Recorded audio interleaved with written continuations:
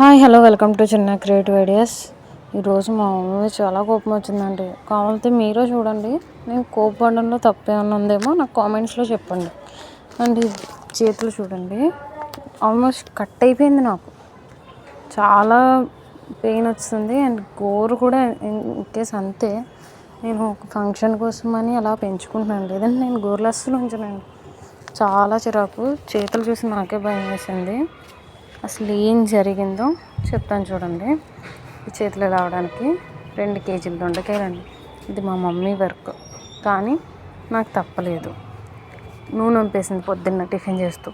దాని మీద బియ్యం పిండి కానీ మైదా పిండి కానీ వేస్తే పర్లేదు. ఇన్ని గిన్నెలు అయిపోయినాయో చూడండి, ఒక్క పూట తోమకపోతే. మెయిన్ రోడ్డుకి వెళ్ళిన పాపానికి ఇది కూడా అప్పుడేనండి. ఎంత బొగ్గు చేసిందో.